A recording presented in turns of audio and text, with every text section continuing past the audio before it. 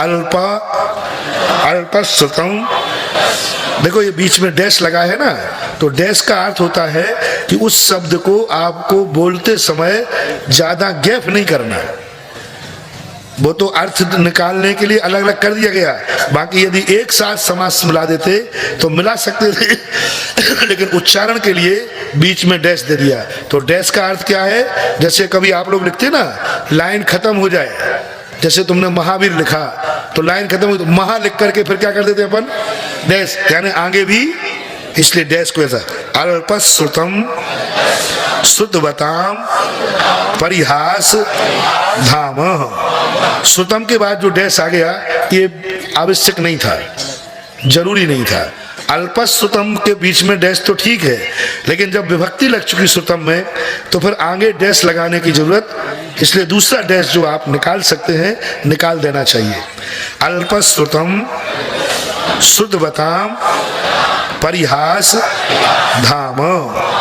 अल्पश्रुतम श्रुतवताम परिहास धाम।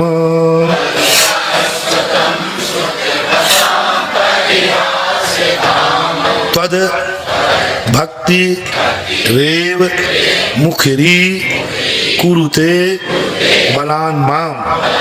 त्वद भक्ति रेव मुखरी कुरुते बलान माम।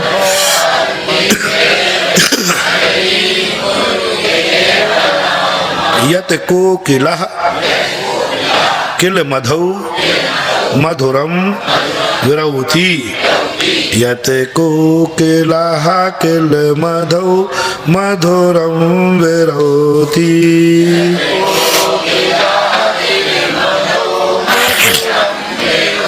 तच्चाम्र चारु कलिकः निकरेक हेतुः।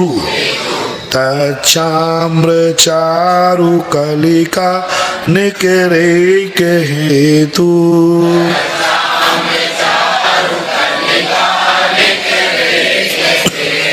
पूज्यवर मानतुंगाचार्य कह रहे हैं कि वह मृगी मृगेंद्र के सामने जब कूदेगी तो लोग हंसी उड़ाएंगे कि नहीं। किसके लड़ने पहुंच गई, अरे भाई कहाँ लड़ने पहुंच गई, तू अपनी ताकत तो दे कितनी है। इसी प्रकार मेरी भी हंसी उड़ेगी, मैं जानता हूं, क्योंकि भगवान की स्तुति करने वाले वहां बड़े बड़े विद्वान बैठे होंगे, बड़े बड़े देवता स्तुति कर रहे होंगे, और उस समय मैं अपनी तोतली भाषा में, तोतली वाणी में स्तुति करूंगा तो लोग मेरी हंसी उड़ाएंगे कि देखो जिनके बड़े बड़े लोगों से जिनकी स्तुति नहीं बन रही है और ये स्तुति करने चला है तो मेरी हंसी होगी। अल्पश्रुतम, क्यों हंसी होगी मेरी, क्योंकि मैं अल्प श्रुत वाला हूं। श्रुतवताम, श्रुतवताम यानी विद्वान, श्रुत वाली, मैं तो अल्प श्रुत वाला हूं, और जो मेरी हंसी उड़ाएंगे वे कैसे हैं, श्रुतवान है। परिहास धाम, मैं परिहास का धाम बनूंगा, पात्र बनूंगा, स्थान बनूंगा।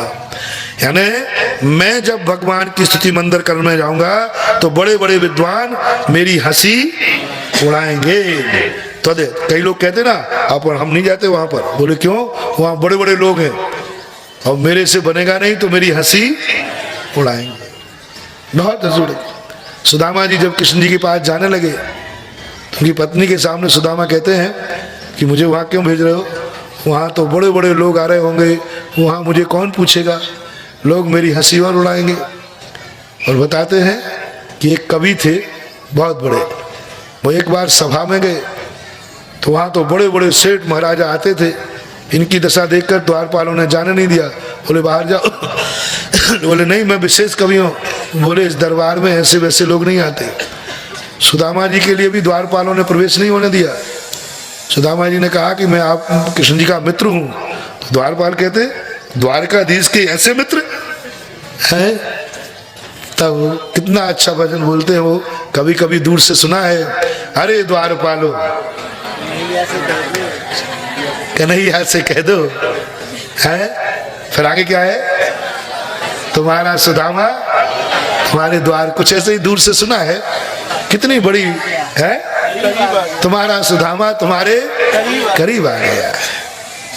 द्वारपाल क्या समझे, वो तो बाहर की भेष को देख करके कहते हैं कहाँ द्वारकाधीश हमारे राजा और कहाँ तुम्हारी ये दशा, नहीं तुम द्वारकाधीश के मित्र नहीं हो सकते हो।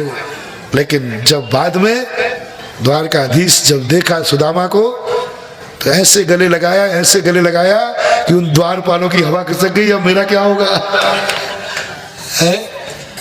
तो ऐसे ही पूज्यवर मानतुंग आचार्य महाराज कह रहे हैं कि मेरी हंसी उड़ेगी त्वद भक्ति रे, लेकिन मैं करूं क्या?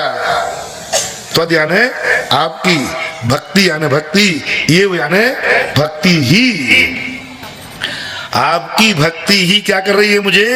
मुखरी कुरुते, मुखरी बोलते हैं बाचा, चंचल, मजबूर कर रही है, और यूं कहना चाहिए मेरे मुंह को चला रही है। मैं करूं क्या? मेरा मुखरी कृत यानी बाचाल हो गया हूं मैं, मजबूर हो गया हूं मैं। मां भगवान की देख करके ऐसी भक्ति उमड़ रही है, कुरुते बलान मां, मैं नहीं बोलना चाहता, मैं सोच के आया था कि बड़ों के बीच में बोलना नहीं बोलना, लेकिन मैं करूं क्या? आपको देख करके मेरे मुख से अपने आप शब्द निकलने लगे। बलात् यानी मैं बहुत सोच रहा हूं कि नहीं बोलूं, लेकिन फिर भी मेरे मुख से शब्द बलात् माम, यानी मेरे मुख से बाचाल होकर के, भक्ति के वशीभूत होकर के बलात् मेरे मुख से शब्द निकल रहे हैं, भक्ति हो रही है। दो पंक्तियों का संयुक्त अर्थ कर दें, मैं अल्पश्रुत वाला हूं, जो श्रुतवान है उनका मैं हंसी का पात्र बनूंगा, स्थान बनूंगा, लेकिन मैं क्या करूं? त्वद भक्ति रे, आपकी भक्ति ही मुझे बाचाल कर रही है, बलात् रूप से मुझे, आपकी भक्ति ही मुझे बलात् रूप से भक्ति करने के लिए बाचाल कर रही है। उदाहरण, यत कोकिलाकल मधु, तो कभी ऐसा हुआ है क्या जिसको पहले से मालूम है कि मेरी बुराई होगी वहां, और जो पहले से नियम लेके गया है कि मैं नहीं बोलूंगा, फिर भी बोल पड़ा कि ऐसा कभी कोई दुनिया में हुआ है मानतुंग आचार्य महाराज जो आप करने जा रहे हो? बोले हुआ है। देखो, कोयल कभी बोलना नहीं चाहती, क्योंकि वो जानती है कि मैं बोली के फंसी। कोयल को लोग पकड़ते हैं ना, तो कोयल बोलना नहीं चाहती। पहला पक्षी है जो सबसे कम बोलता है, सबसे कम बोलता है। पूरे 12 मास में सब पक्षी ची ची ची ची पे पे पे पे पता नहीं क्या करते रहते हैं। कोयल कभी ची ची ची पे पे करते नहीं बोलेगी। और ध्यान रखना, सारे पक्षी, कौआ भी काला होता है, वो जब पेड़ पे बैठेगा तो सबसे ऊपर पथरी डाल पे बैठेगा, सबसे ऊपर, और कोयल बैठेगी तो पेड़ के बीच में बैठेगी, छुप के बैठती है। कभी कोयल को ऊपर वाले पेड़ पे बैठा हुआ मत देखना, डालियों के पत्तों के बीच में छुप के बैठती है, क्योंकि उसे मालूम है कौआ को, तो कौआ कहे देख मैं खुला बैठा हूं, तो कोयल कहती है तुम अलग हो और मैं, मुझे देखते ही लोग ले जाएंगे, और तुम जाओगे भी तो तुम्हें कोई ले जाने वाला नहीं है, तो छुप के बैठती है, बोलना नहीं चाहती। लेकिन क्या करें, यत कोकिला किल मधु, आचार्य पूज्यवर कह रहे हैं मानतुंग आचार्य, यत जो कोयल है, यत यानी जो, कोकिल यानी कोयल, किल किल यानी निश्चय से, मधु यानी बसंत ऋतु, मधुरम विरोती, बसंत ऋतु में मधुर, विरोती यानी बोलती है, मधुर यानी मीठा बोलती है। कौन सी ऋतु में? बसंत ऋतु में बोलती है। क्यों बोल पड़ी? जब उसका नियम था कि मैं नहीं बोलूंगी, क्योंकि बोलूंगी तो लोग मुझे पकड़ लेंगे, अपनी जिंदगी का खतरा मोल ले लिया। बड़ा मुश्किल है, बोलने से बड़ा खतरा होता है। बिना बोले मूर्ख भी विद्वानों में, विद्वान के नाम से पूछ जाता है।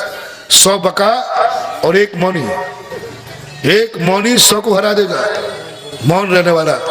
इसलिए यदि दुनिया में अपनी इज्जत चाहते हो तो मौन ले लो। कोयल ने ले लिया मौन, लेकिन देखो जिस कारण से जिंदगी को खतरा था वही हो गया। क्यों?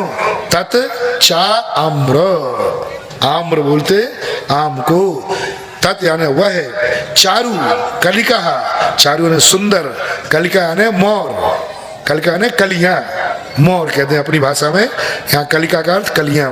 सुंदर मोर को देखकर निकर, निकर यानी समूह, एक हेतु यानी आम्र के पेड़ पर सुंदर मोर को देख करके वही हेतु उसको बोलने में कारण बन गया।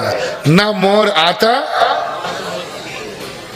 कौन सा हेतु बने, उसका नियम था कि मैं नहीं बोलूंगी, लेकिन कौन सा कारण बन गया बोलने में, आम्र में। इसी प्रकार ना मोर आता ना मैं कोयल बोलती, इसी प्रकार से अपन कह देते फिर तू क्यों बोला है, बोले भगवान ना आप बीतरागी होते ना मैं तुमसे राग करता, मैं करूं क्या।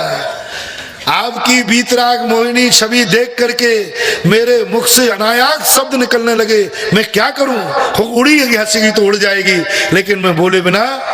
कोयल कहती है मरूंगी तो मर जाऊंगी और क्या होगा, लोग मुझे पकड़ेंगे तो पकड़ लूंगी, लेकिन ऐसे सुंदर मोर के आने के बाद मैं चुप बैठ जाऊं ये मेरे बस की बात नहीं है। तो वो छुप करके पत्तों के बीच में, आप कभी को कोयल को बोलते हुए मत देखना, वो ऐसे छुप करके बैठ के और ऐसी बोलती है, अपन देखते कहाँ है कोयल, बोलती है। ऐसे ही वो भक्त जो छोटा होता है मंदिर के एक कोने में बैठ जाता है, ऐसे नहीं दादागिरी, मैं बैठा हूं वेदी के सामने, आओ कौन देखता हूं, और छोटा सा बन के, और वहीं छोटा सा कोने में बैठ जाता है। बड़े बड़े चक्रवर्ती बड़े बड़े देवता आते हैं, वो सब पूजा करते हैं, उसको तो कोई देखते ही नहीं, कोने में बैठा बैठा धीरे से बोलता है भक्तांबरा प्रणति मौल मणि प्रभाणाम। कौन बोल रहा है ये, अरे अरे तू, हाँ मेरा भी वाचाल हो गया हूं। ऐसी यानी गुरुओं को, भगवानों को, माँ बाप को जिनके प्रति राग है उनको देख करके ही ऐसे ही अपने अंदर से भाव उमड़ना चाहिए, अपने आप उमड़ना चाहिए, अपने आप वचन निकलना चाहिए, अपने आप भक्ति होना चाहिए।